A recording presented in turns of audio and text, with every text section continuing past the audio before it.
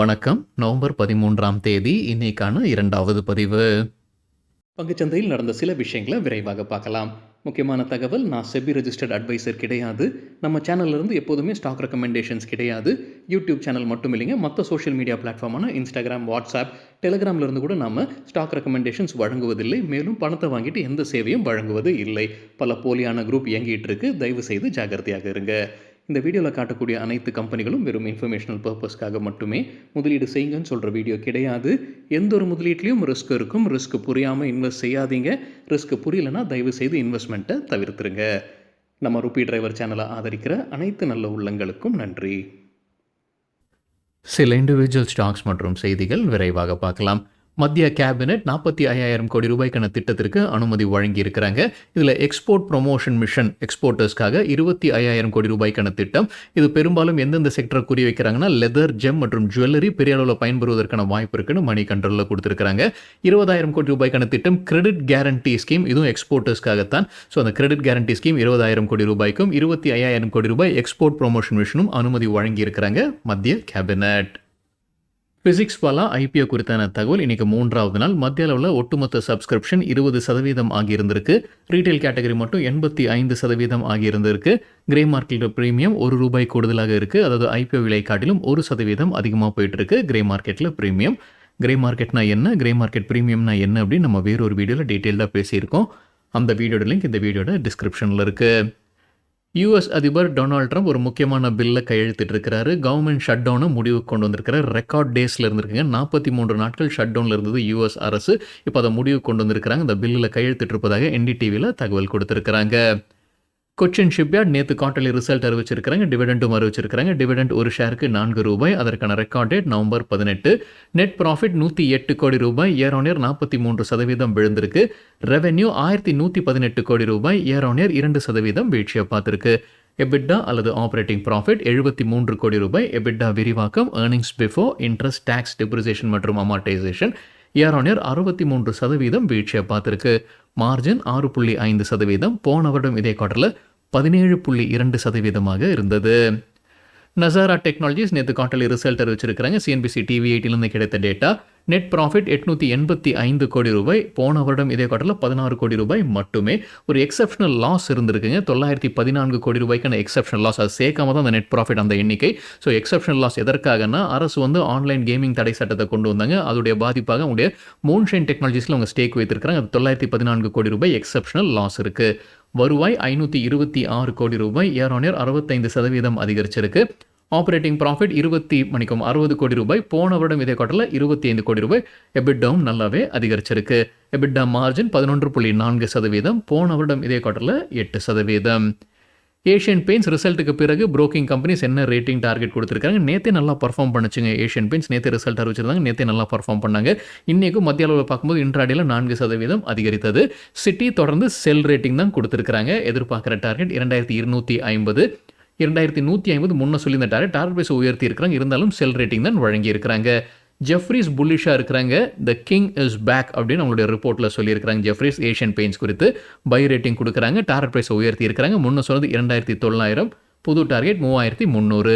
இன்வெஸ்டேக் என்ன சொல்லியிருக்கிறாங்கன்னா, ஆமாம் இந்த Q2 நம்பர்ஸ் நல்லா இருக்குன்னு ஒத்துக்கிறாங்க ஏஷியன் பெயிண்ட்ஸ். இருந்தாலும் செல் ரேட்டிங் தான் தொடர்ந்து கொடுக்குறாங்க. டார்கெட் பிரைஸ் உயர்த்தி இருக்கிறாங்க. முன்ன சொன்னது 2050, புது டார்கெட் 2285. ஏஷியன் பெயிண்ட்ஸ் குறித்து என்டிடிவி ப்ராஃபிட்லேருந்து கிடைத்த மற்றொரு தகவல், மத்திய பிரதேஷ் ஆலையில் அவங்க உற்பத்தி துவங்குவதாக இருந்திருக்கிறாங்க. அதை ஒத்தி வைத்திருப்பதாக சொல்லியிருக்கிறாங்க என்டிடிவி ப்ராஃபிட்டில். மற்றொரு பெயிண்ட் நிறுவனம் பிர்லா ஓப்பஸ், அவங்களுடைய பேரண்ட் கம்பெனி தான் கிராசம் இண்டஸ்ட்ரீஸ். என்டிடிவி ப்ராஃபிட்ல வந்து ஒரு தகவல் கொடுத்துருக்காங்க. கரக்பூரில் இருக்கக்கூடிய பெயிண்ட் ஆலையில் ரெசின் பிளாக்குடைய கமர்ஷியல் ஆப்ரேஷன்ஸை துவங்கி இருக்கிறாங்க. இதோடைய திறன் 24 MLPA million litres per annum. இதை சேர்த்து ஒட்டுமொத்த ரெசின் கெப்பாசிட்டி பிர்லா ஓப்பஸ் உடையது 92 MLPA. Emulsion capacity 376 MLPA. Data நமக்கு கிடைத்தது என்டிடிவி ப்ராஃபிட்ல இருந்து. யாதார்த் ஹாஸ்பிட்டல்ஸ் இன்னைக்கு இன்ட்ராடேல 2% அதிகரித்தது. கம்பெனி தரப்பு ஒரு அப்டேட் இருக்கு. ஐடி டிபார்ட்மெண்ட் அவங்களுடைய சில சொத்துக்களை முடக்கி இருந்திருக்கிறாங்க. சொத்துக்கள் மற்றும் எஃப்டிஸை அதை இப்போ ரிலீஸ் பண்ண ஆர்டர் போட்டிருக்கிறாங்க இன்கம் டேக்ஸ் டிபார்ட்மெண்ட். ஸோ கம்பெனிக்கு ஒரு பாசிட்டிவாக பார்க்கப்படுது. இன்ட்ராடேல 2% அதிகரித்தது. ஐஆர்சிடிசி நேற்று குவார்ட்டர்லி ரிசல்ட் டிவிடெண்ட் அறிவிச்சிருந்தாங்க. காலையில் வீடியோவில் நம்ம டிவிடெண்ட் பார்த்துருந்தோங்க. குவார்ட்டர்லி ரிசல்ட் பார்க்க விட்டுட்டோம். மன்னிக்கவும்.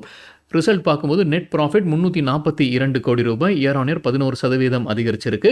வருவாய் 1146 கோடி ரூபாய் இயர் ஆன் இயர் 8% அதிகரித்தது. ஆப்பரேட்டிங் ப்ராஃபிட் 404 கோடி ரூபாய் இயர் ஆன் இயர் 8% அதிகரித்தது.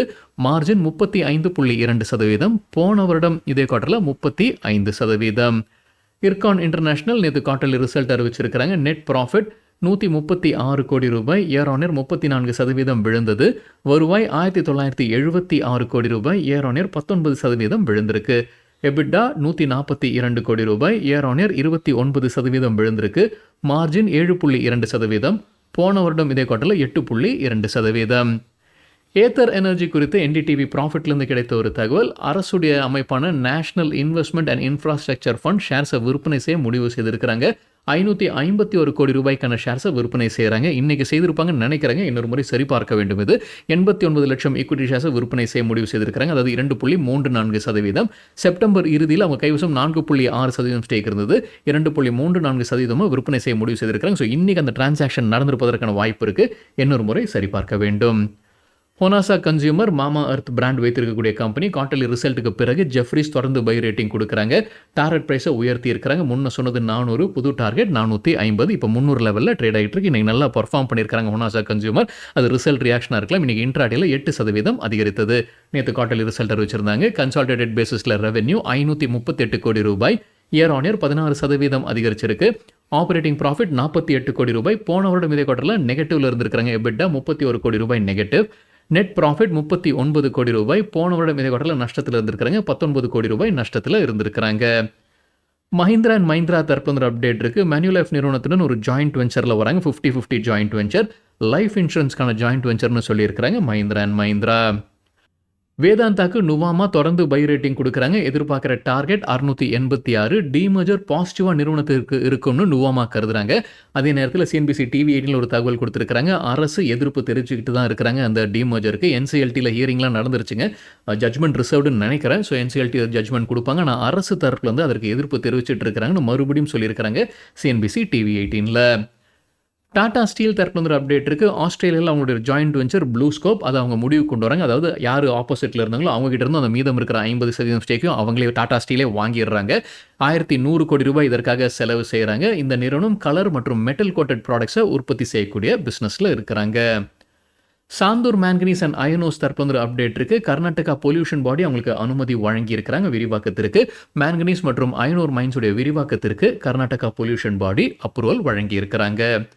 லெமன் ட்ரீ ஹோட்டல்ஸ் நேற்று குவார்ட்டர்லி ரிசல்ட் அறிவிச்சிருக்கிறாங்க. கன்சால்டேட்டட் பேசிஸில் ரெவென்யூ 306 கோடி ரூபாய் இயர் ஆன் இயர் 8% அதிகரித்தது. ஆப்பரேட்டிங் ப்ராஃபிட் 131 கோடி ரூபாய் இயர் ஆன் இயர் ஃப்ளாட்டாக இருந்திருக்கு. மார்ஜின் 42.7%.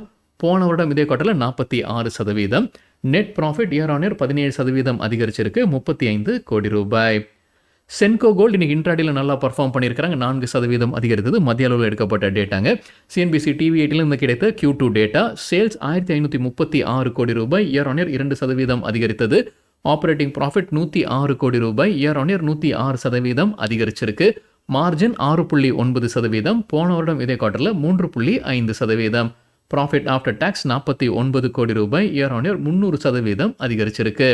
கம்பெனியுடைய கைடன்ஸும் கொடுத்துருக்காங்க. முன்ன சொன்ன கைடன்ஸை மறுபடியும் சொல்லியிருக்காங்க. நிதியாண்டு 2026 வருவாய் 18% 20% வளர்ச்சி இருக்குன்னு சொல்லியிருக்காங்க. முன்ன சொன்னதே மறுபடியும் உறுதி செய்திருக்கிறாங்க. மீதம் இருக்கிற இந்த H2ல இந்த நிதியாண்டுடைய H2 செகண்ட் ஹாஃபில் வந்து 6-8 கடைகள் திறப்பதற்கான ஒரு இலக்கு வைத்திருக்கிறாங்க. அது கரெக்டாக போய்கிட்டு இருக்குன்றது உறுதி செய்திருக்கிறாங்க சென்கோ கோல்டுடைய மேனேஜ்மெண்ட். சரிங்க, இதுதான் சில விஷயங்கள் என்னுடைய பார்வைக்கு எட்டியது. நன்றி, வணக்கம்.